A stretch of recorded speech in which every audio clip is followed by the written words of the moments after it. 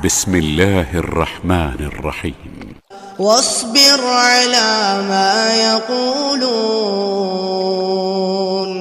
واصبر على ما يقولون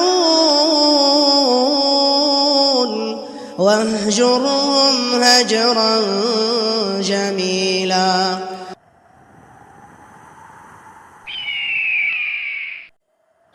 Berkata, berbicara lemah lembut, ini merupakan kunci suksesnya dakwah Rasul sallallahu alaihi wasallam. Dan sukses dakwah itu nggak harus banyak. Sukses dakwah itu nggak harus banyak. Karena kalau antum banyak-banyakan di stadion itu banyak nggak? Ribuan ngikutnya. Tapi apa yang dilakukan? Nah. Jadi orang benar itu nggak harus banyak, sampai dijelaskan kebenaran itu bukan banyak atau sedikitnya, tapi yang cocok dengan Nabi. Ini dicatat.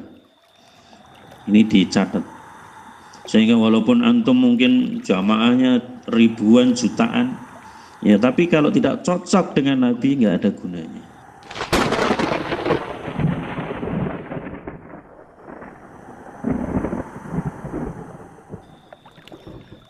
Ya, nggak ada gunanya. Walaupun antum bangga di sisi orang-orang, ini loh, lihat ini kumpulanku banyak sekali. Lihat Nabi Nuh berdakwah selama 950 tahun, tidaklah bersamanya sedikit. Semakin disuruh semakin menutup telinga, mengerudungi kepalanya. Ya, itu Nabi Nuh. Sehingga apa? Dakwah itu bukan banyak atau sedikitnya. Sampai dijelaskan ada seorang Nabi, ya, wa ma'ahu rahat wa ma'ahu rajulun wa rajulan laisa ma'ahu ahadun. Ada seorang nabi yang tidak punya pengikut.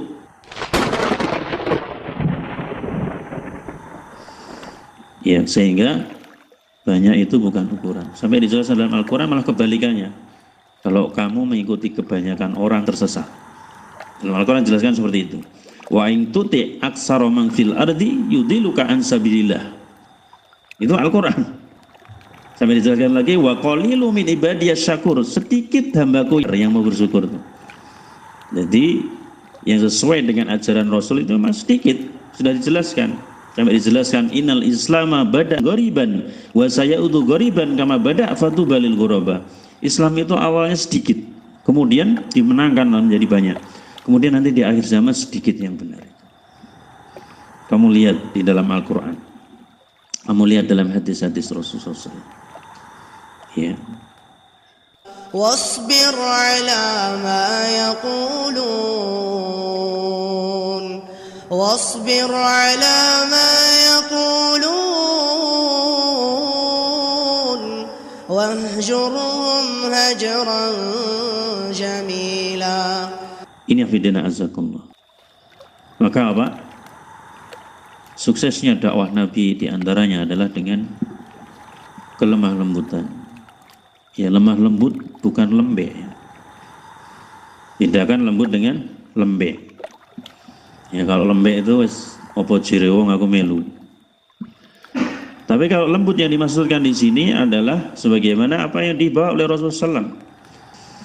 Maka ya fidina azakumullah, Rasulullah SAW di antara sifatnya mengajarkan pada kita untuk kita berbuat baik, berlemah lembut kepada orang tua kita.